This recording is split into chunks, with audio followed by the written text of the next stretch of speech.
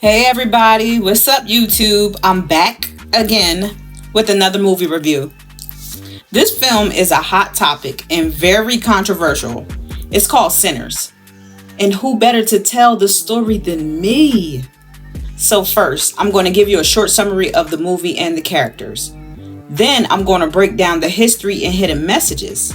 So, spoiler alert. You have 3 seconds to turn away.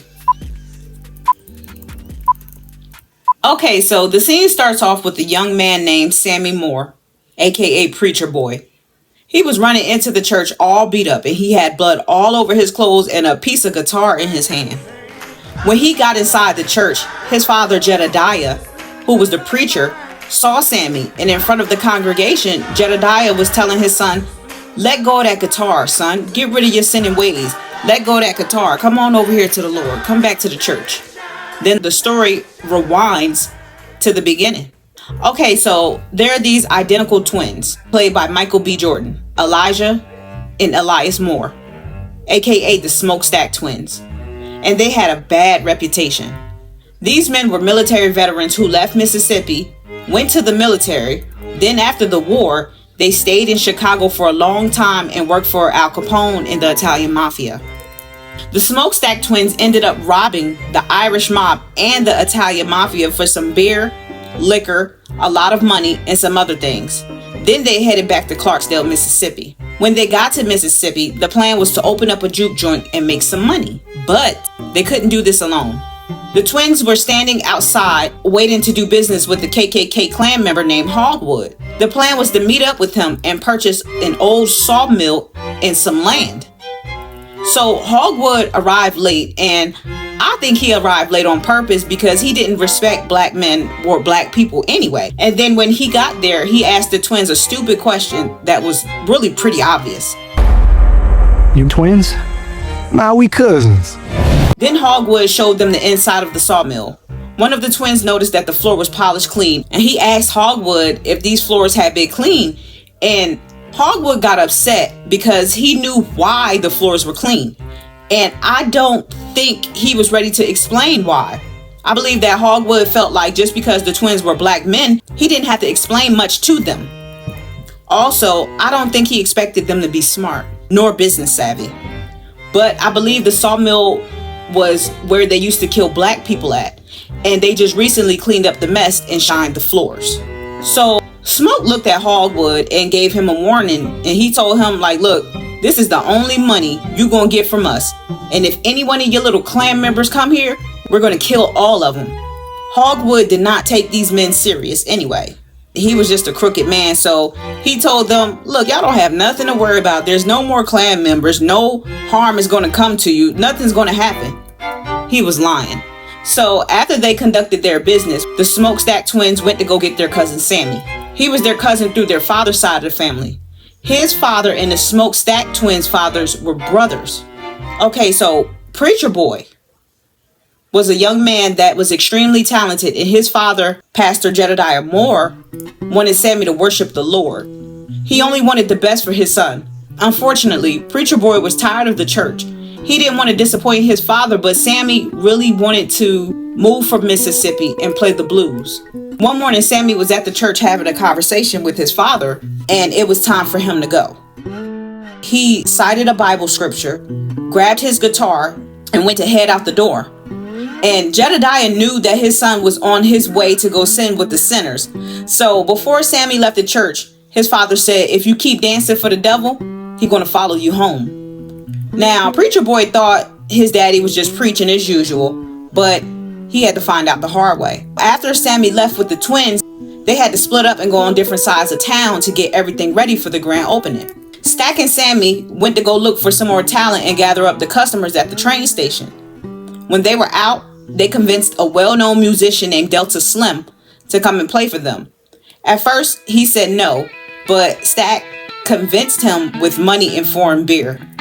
Then Sammy convinced this married woman named Pearline to come and see him at the juke joint that night. While they were down at the train station convincing people to come to the club, a white lady named Mary saw Stack, and she started cursing at him. She was mad because the Smokestack Twins didn't come to her mother's funeral. The twins' mother died while giving birth to them, And Mary's mother delivered the twins and raised them as if they were her own. When the twins missed the funeral, Mary became heated and she just started cursing him out. Also, Mary and Stack used to be lovers before she got married, so y'all keep that in mind. After Sammy, Stacks, and Delta Slim left the train station, they went to go pick up a man named Cornbread because they needed him to be the security. On the other side of town, Smoke went to the local marketplace and he had a lot of merchandise in the back of his truck. You heard of Smokestack twins? Of course. Good. I'm Smoke. No. You're not in no trouble.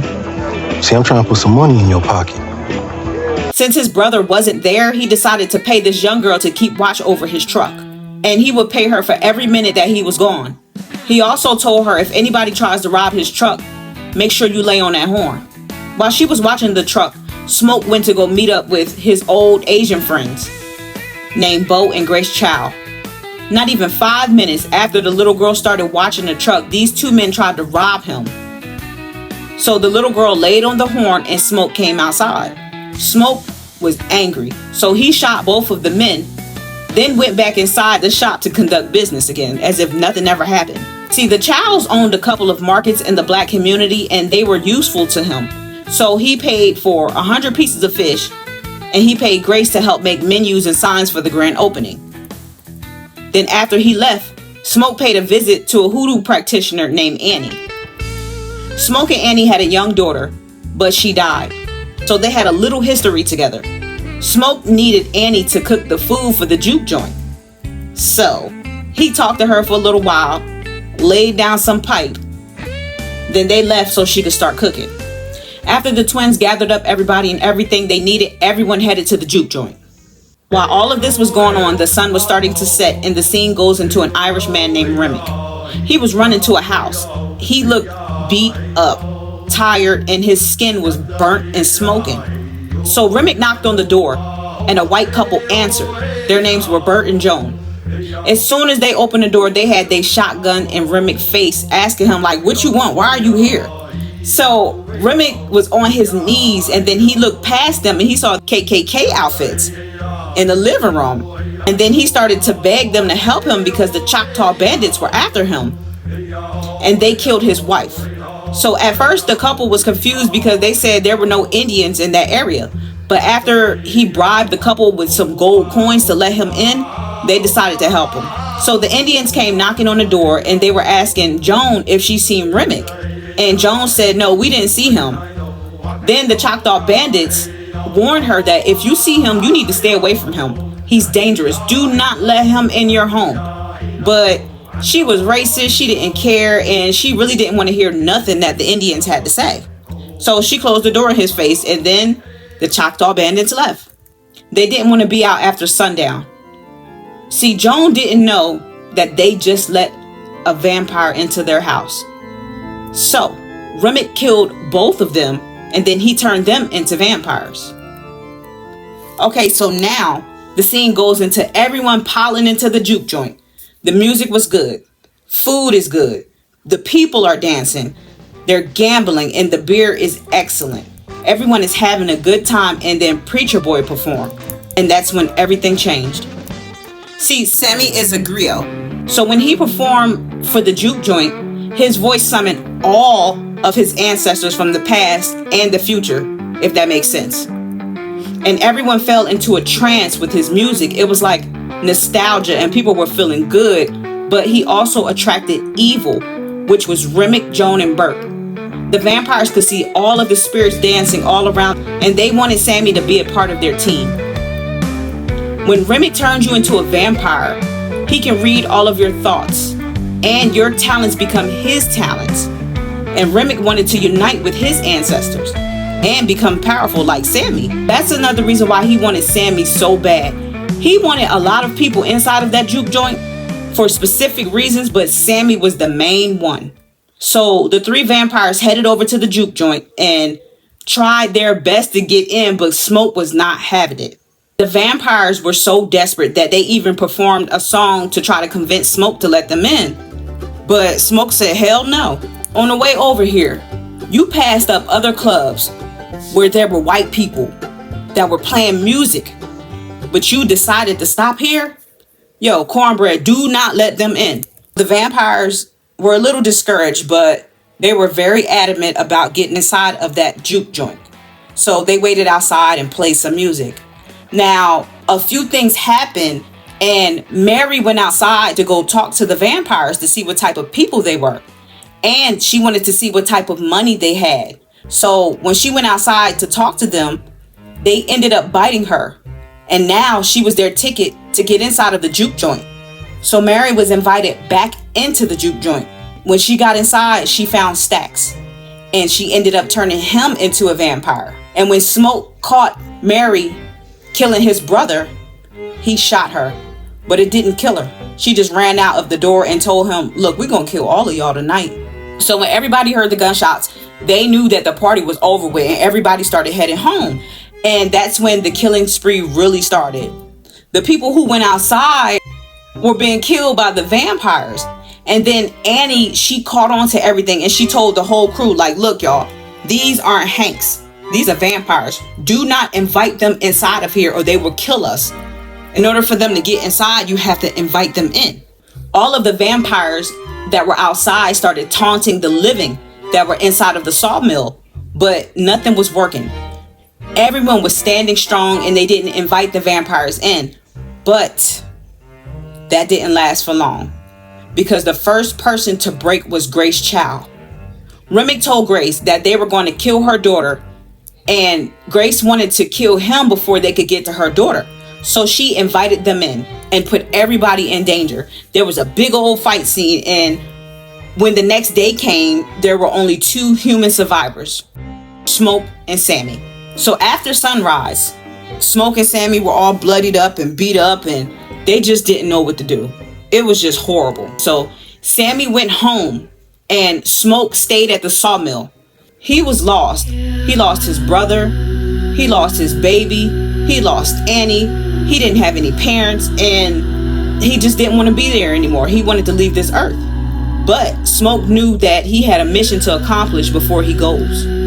See, Smoke found out that the KKK was going to come to the juke joint in the morning and kill all of the black people in there. So he strategically placed guns around the sawmill and in the bushes.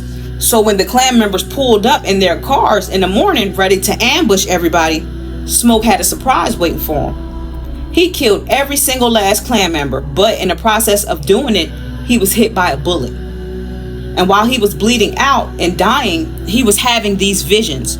He saw Annie breastfeeding their baby, and she told him that, look, if you put that cigarette down, I'll let you hold her. So now he's looking and having visions of Annie and his baby, who were both dead, by the way. And I think that's what he really wanted to see. So while he's having his visions, Hogwood was still alive on the ground, but he was shot. So he was down there crying. And Smoke was like, I know you just didn't mess up my vision. So while Hogwood was still alive and trying to convince Smoke to let him leave, Smoke just killed Hogwood. Then he put the gun and the cigarette down, and then he held his baby girl while he was dying. And as this was going on, Sammy was driving the car to the church where his father was. Remember that I said this was the scene in the beginning. He was all bloodied up with a piece of guitar in his hand. When he opened the church doors, his father said, son, are you ready to put that guitar down? Are you ready to stop sinning? Are you ready to stop going against the Lord? And Sammy was all bloodied up and beat up, and he didn't know what to do either. He just held that piece of guitar in his hand. He would not let that guitar go. He just looked at everybody and he left, all bloodied up with that piece of guitar in his hand. Many years later, Sammy ended up becoming a famous blues musician up until his old age. One night, Sammy was about to go home after his concert, and he got 2 visitors, Mary and Stacks. See, Mary and Stacks survived that night.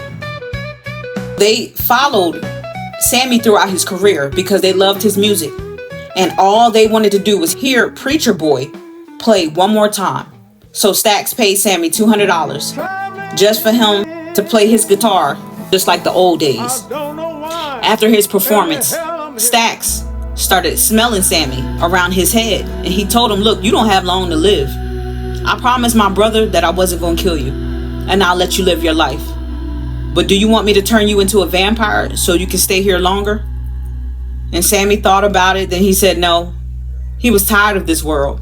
Then the men talked for a little while longer, and then they both agreed that before all of the killing started that night at the juke joint, that was one of the best nights of both of their lives. And then the movie ends. So all of this is just my opinion. I noticed this movie has a lot of history and religion, but I'm not going to mention all of it. I'm not even going to get into all of it. Also, I am a forensic scientist and a chemist, not a historian, not a theologist, nor a pastor. So it is okay to correct me, but don't jump down my throat saying, oh, Jersey, you should know this and you should know that, and how were you raised, and don't scold me because I'm gonna block you. Anyway, first off, I think that racism, negativity, and evil all feed off of each other. So maybe that's why Remick, Joan, and Bert were all drawn to each other, because when Remick found Joan and Bert, he made them vampires and his allies instead of just killing them. Also, I believe that Remick and his followers symbolize white colonialism and oppression. See, the vampires reflected how the colonizers drained the life, culture, and resources from the natives, Africans, and black communities. This is much like how Remick drained the talents and thoughts of the people he preys on and uses it for him and his people. Okay, so did you notice how Bo and Grace had their markets set up within the black community where black people can shop at? So after the war, immigrants owned businesses, and these businesses were positioned to drain the wealth from black communities. This was supported by a white capital. And although the immigrants were supported by the white people, most of them could not set up their shops in the white community. It was like the whites were saying, hey, your kind is beneath us, but it's above them. Now we will help you set up shop over there because we don't want to see them thrive, have money, nor wealth for themselves, but you're still not good enough to come over here with us. To me, that sounds familiar. In all of the black communities that you ever been to, can you say that the majority of these communities have all black owned businesses? Okay, so Sammy's blues music and his guitar has some type of ancestral powers. Since the blues originated from spiritual songs and Africans used instruments to call on the spirits, Sammy summoned his ancestors to dance at the juke joint. But because he was a Christian and singing to sinners, he also attracted the evil to come and join. I noticed that when the vampires first started singing and playing music trying to convince Smoke to let them inside of the juke joint, their songs were okay. But after they killed all of those black people and drained them of their talents,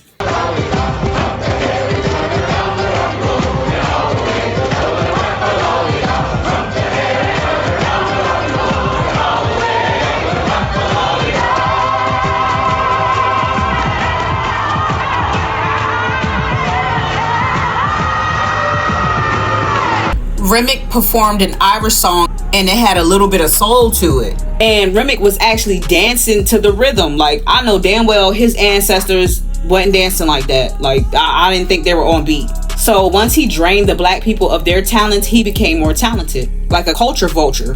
Okay, so here's another one. The juke joint was a sacred space where all the black people could come to relax and unwind after a long day of working in the fields.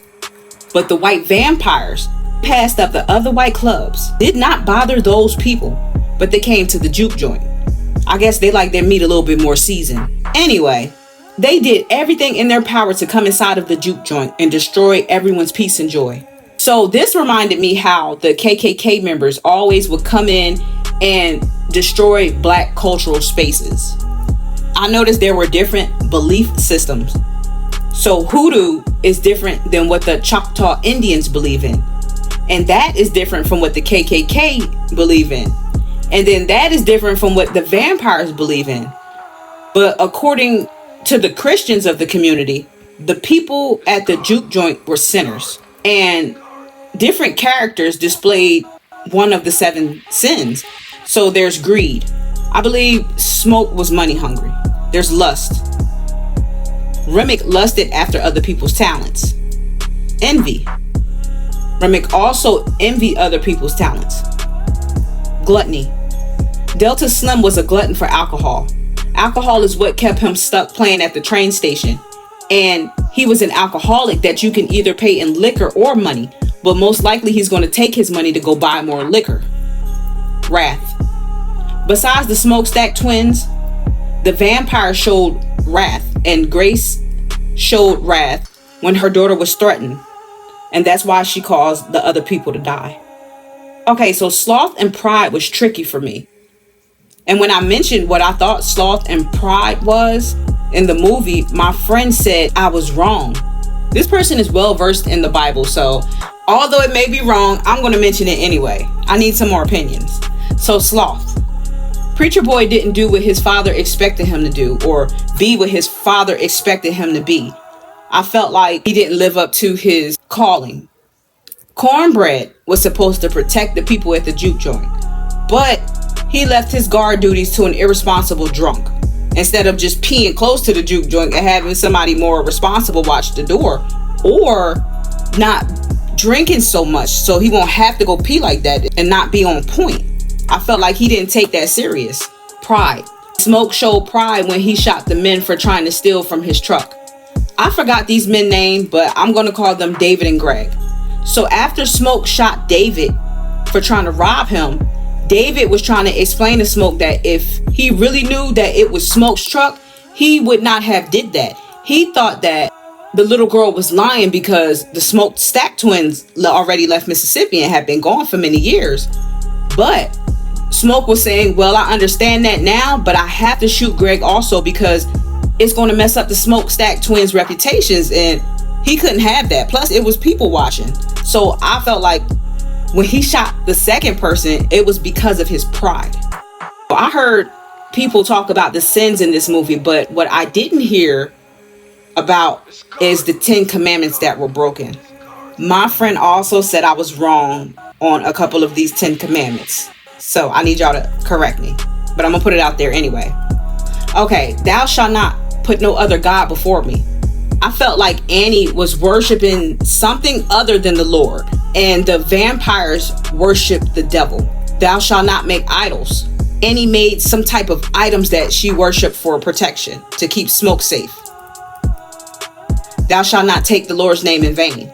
See, at first Sammy was singing the blues and going against his Christian ways, but he called on the Lord when he was about to die. He was doing all of that singing and sinning, but when Remick had him by the throat, he wanted to call on the Lord. Remember the Sabbath day and keep it holy. Well, they were out clubbing on a Sunday. Honor thy father and thy mother. Besides Smoke killing his father for abusing Stack, Sammy made a song called I Lied to You. It's about how he dishonored his father. Thou shalt not kill. Besides the Smokestack twins, Remick had been killing for decades, and he taught others how to do the same. Thou shalt not commit adultery. Those married women been for the streets long before that juke joint came along. Thou shalt not steal. The twins went back to Mississippi with everything they stole from the Irish mob and the Italian mafia. Thou shalt not bear false witness against thy neighbor. This is the one that was tricky for me, because I want to say that this commandment relates to how Remick lied on the Choctaw Bandits to gain the trust of Joan and Bert. And Hogwarts lied and said no harm would come to the twins if they buy the land, and there's no more KKK around. Thou shalt not covet. I believe this pertains to Remick. He wanted other people's talent so bad, he found out how to kill and take their souls just to get it. So, this was my spoiler review and interpretation of the movie Sinners. And trust me, there is much more to it than what I just explained in this video. But I just wanted to talk about a few things, not much. On a scale from 1 to 10, I would give it a 7.7. It is definitely worth watching, and I would definitely watch this movie more than twice a year. I think everyone should go see it for themselves and tell me what you get from it. Also, before I head out, I need to give a shout out to Doug. Check out his channel for your daily inspirations. Shout out to June 5th and The Real Lamarck Moore. Make sure you check out their channels also. They have a wide variety of subjects mixed in with drama. Check out Be Humble. He's a Navy veteran that tells military stories. And he records himself while riding his bike around town. It's very relaxing and interesting, so check him out. Make sure you check out my big brother BG Dino. He does movie reviews, and he has different masks for every damn movie review. I wish I would have thought of that first. And last but not least, make sure you check out the big homie Dante. Dante has a wide variety of stories, but he mainly tells some really interesting prison stories. I'm going to put the link to everyone's channel in either the description box or in the comments. So, that is all for today. Make sure y'all all stick around for my next movie review. And stop hating on my thumbnail. It is what it is. I'm out.